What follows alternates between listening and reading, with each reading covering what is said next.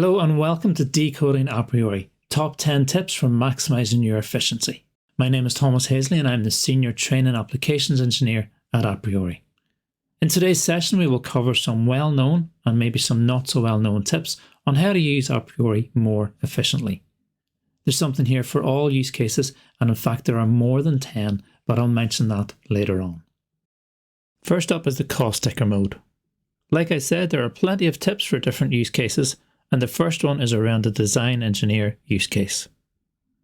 As the design engineer, for example working on concept stage, you can use direct integration from your CAD package to cost a part in aPro to get real-time cost insights while designing. Direct integration can be used with Creo, NX, CATIA and SolidWorks.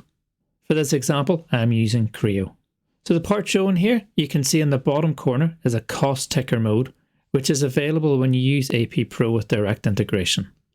This lets you see the cost change as you make changes to your design. When you open up a new part, it has to be initialized in aPro first, which does require you to open aPro, which you can do from the cost ticker by clicking Switch to Full View. Once this is done, however, you can come back to your CAD package and you can see that there is a fully burdened cost and a cost breakdown. For this part, you want to change the design to add a hole to the top. When you do this and save your CAD model, the AP ticker will turn grey, in the same way your cost guide in aPro turns grey, to let you know there have been some uncosted changes. Click Cost in the cost ticker and aPriori recosts the part. It selects the lowest cost routing for this part with the new feature and uses the directional arrows to show whether there has been an increase or decrease in the values. The second tip is around displaying additional decimal places. Everyone is used to this as their cost summary or part details tab view, but what if you want some more detail in the numbers? You can go to the View menu and select Unit System Settings, where you can change the number of decimal places, but also the units displayed as well if you wish. For this presentation, the number of decimal places is changed to 4. You can see the cost, cycle time and finish mass, etc. are all updated. Our next tip applies to any tables that you can see in aPriori. You're probably used to working in, for example, the Part Details tab. This is a typical Part Details view in aPro. Any of the plus icons can be clicked to expand that one set of columns. But if you hover just below the Edit drop-down menu, you can see the one-click all columns control appear. The first of these icons will let you expand all the rows, as you can see here. The third one across lets you expand all the columns, but as you can see, not all the text is visible. You can automatically resize all columns by clicking on the last icon. If you want to collapse all the columns back to the default view, you can click the fourth icon, and to collapse all the rows, click on the second icon. Our next tip is really useful if you are used to costing a lot of common component types, and this can include secondary processes as well. In the cost guide, you have a drop-down menu for recently used settings. You can select your common part from that drop-down list and confirm the copy process. This will change all the entries in the cost guide to match the process group, digital factory, secondary processes, material, annual volume, and even additional company-defined attributes such as project codes. We're halfway through and now with matrix costing. This is a really efficient way to create multiple scenarios. It does use aPriori's bulk costing capability, which is available as part of our Accelerate and Transform packages. It is not available as part of the Discover package. To start matrix costing, from the Cost menu, select Matrix Costing. Once you start matrix costing, you can specify different factories, different annual volumes, batch sizes. When you're ready to cost, aPriori utilizes the bulk costing module to cost the different scenarios. Part of the matrix costing process will create a static rollup of all the costed scenarios that can be easily found after costing. In the previous tip, I mentioned a static rollup. This time I will look at dynamic rollups and highlight the two differences between static and dynamic rollups. The first is a static rollup can contain parts, virtual parts, assemblies, and other static rollups, whereas a dynamic rollup cannot contain static rollups. The second difference I will demonstrate now with a short video. When you first create a dynamic rollup, after giving it a name, you have to specify the search criteria for it. If you don't specify anything, it will return all scenarios that have been costed in aPro. For this demonstration, the search criteria will be project code XYZ. When you click Find, it returns 9 scenarios. Click OK to build out this dynamic rollup, and you can see the 9 costed scenarios are now added to this. Because this is a dynamic rollup, if you change any scenario to match the search criteria, it will be included in this. For this example, if you add a project number XYZ to the sheet metal part and cost and save the scenario, this will be included in the dynamic rollup the next time it is opened. If you do have the dynamic rollup open, from the File menu you can select Refresh Current Scenario from the database, which will interrogate the database again using the search criteria you specified when creating that dynamic rollup.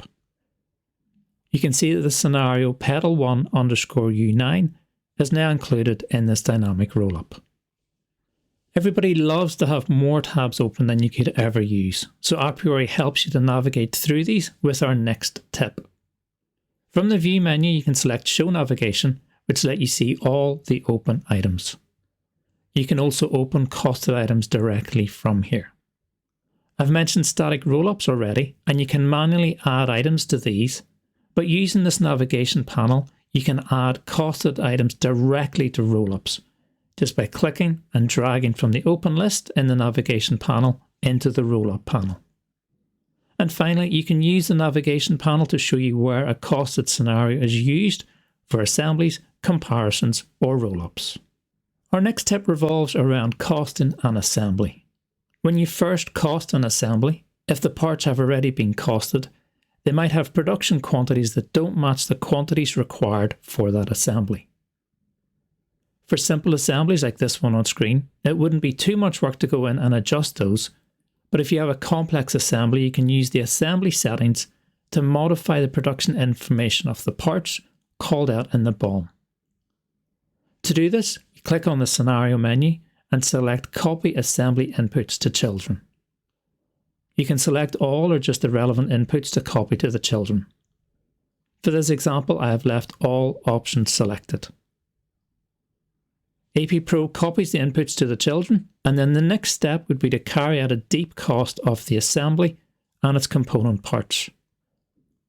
This will change the annual volumes to reflect those needed to fulfill this assembly. This is the first screen of the deep cost scenario screen, and you can see that the annual volume for the components have been adjusted. aPro will then cost these items using the updated annual volume to determine the lowest cost ratings available. This updates the annual volume in the manufacturing information column to match what was selected, using the quantity for each item multiplied by the annual volume to achieve this updated volume. So earlier I showed a pretty simple assembly, but there will be a time when you get a much more complex assembly and you want to try and navigate through the parts in the BOM. To help you do this, there are 2 options provided by aPriori. These are Hide and Ignore, and depending on which you select, depends if you affect the fully burdened cost or not. The first option is to hide the part, and you can see from the video that when you select the part in the component viewer, that the component is highlighted in the viewer, but also in the Assembly Details tab. You want to be able to see the items below this engine cover, so right-click on the component name in the Assembly Details tab, then click Hide, and you will notice that the component is removed from the component viewer. Notice that the Assembly Details entry is greyed out, but there is no change to the fully burdened cost. To make the part visible again, right-click on the name and click Undo Hide, which restores the component viewer and Assembly Details tab back to the original view. The second option is to ignore a part. To demonstrate this, I will use the existing selected part of engine cover. With the part selected, right-click and select Ignore, which will hide the component in the viewer, but will also strike it through in the BOM and remove the cost from the fully burdened cost of the assembly. To make this part be visible again, and to include its cost in the fully burdened cost, click Undo Ignore. A good example of why you'd want to use this to ignore options is maybe that the component is part of the assembly model for visualization only, or it's an optional part that isn't included in this BOM, but you don't want to make permanent changes to the CAD BOM.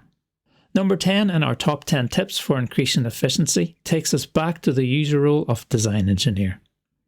You are working on a new welded assembly that is similar to an existing assembly. It is quite similar and maybe just the lengths are a bit different.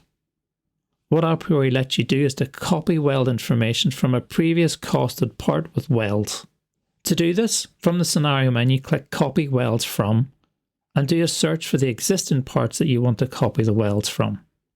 aPriori then uses that information and creates the virtual welds and creates a weld analysis report that you can save and then view. This report gives you information on the number of welds and what was changed for the new virtual welds, or highlights if there is anything missed during the copy process. You can see for this assembly that welds 1 and 2 there's been a change in position or length, while weld 3 has been copied successfully with no change to length or position. You can now see an updated cost and view of the part showing the virtual welds and the impact that it has had on the fully burdened cost. There are many more tips and tricks, and if you want to know more, there is another session that covers how to create a custom process. This session is called Unleashing the Power of Digital Factories.